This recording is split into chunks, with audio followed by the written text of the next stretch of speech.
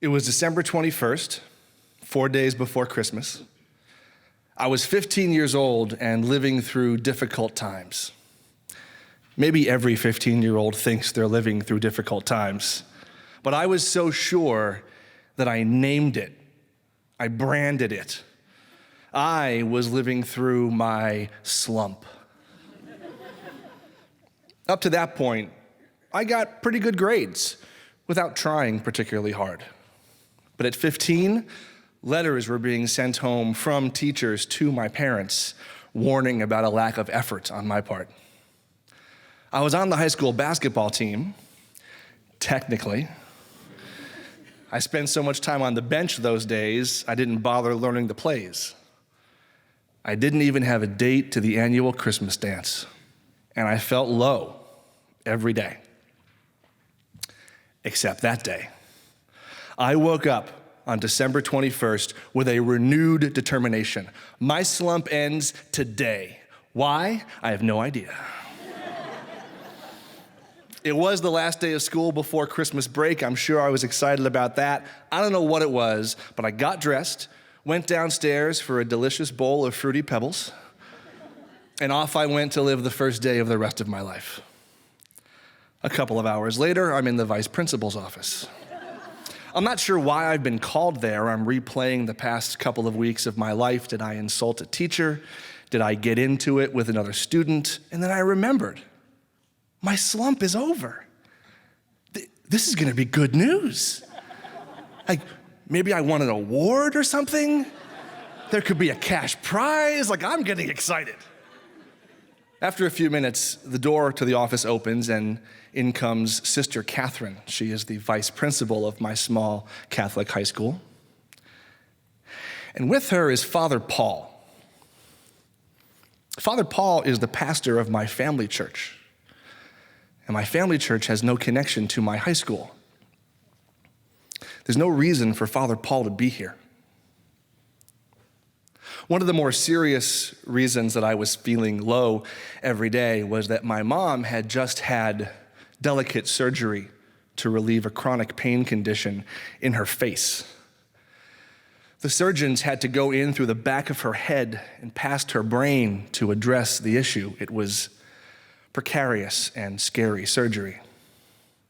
And she was home now and recovering, but her recovery was also delicate and precarious and scary for me. So when Father Paul came into that room, I no longer thought I won a cash prize. So Sister Catherine comes over to my left and Father Paul kneels to my right and he looks at me and he says, "Joe, your mom and your dad are okay, but your house is on fire." And I'm like, oh my gosh, it is? And Sister Catherine says, "Joe, you've gone pale. Do you want a glass of water? What do you want? What do you need? What do you want?" I said, "I want to go home. Can I go home?" So Father Paul drove me home. When we arrived, I remember seeing the news crews and the fire trucks and the neighbors who had gathered. And the house was still standing, so I thought, maybe it's not so bad. And then I went inside, and it was so bad. The dining room where we were supposed to have Christmas dinner in a couple of days, well, that was destroyed.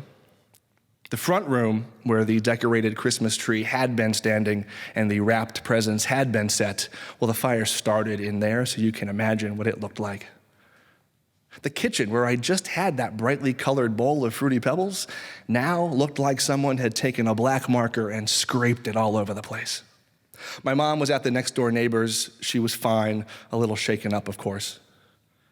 I asked Father Paul if the church was unlocked. He said it was. I walked the block up the street to my family church. Inside, it was dark, the lights were out, and I walked to the altar. This was not going to be a pew conversation. This had to go right to the altar. I didn't shake my fist at God. I didn't scream or yell. I cried, and I said, "I woke up knowing this was the end of my slump, and you burned my house down? Like, what's the message you're trying to send me here? Don't get your hopes up, kid. Things aren't gonna get any better. It's not your slump, it's your life." Now I feel the lowest I have felt the whole time. But that's because I didn't know.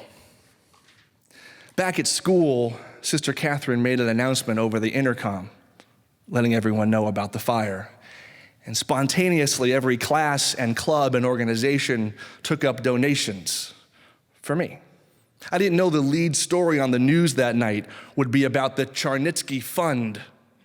See, my grade school and the town bank joined forces to give folks a place to help, to donate for my family. My grade school principal was on TV talking about what a great kid I am and what a great family I have.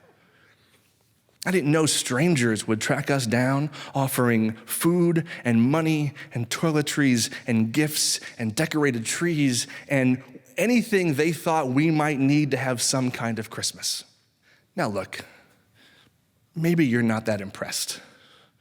Maybe you think this is exactly what would happen in a small town a few days before Christmas when tragedy strikes. But I had just been crying in a dark church, thinking my life was never going to get any better. This outpouring of love and support to me was a big deal. It was a win.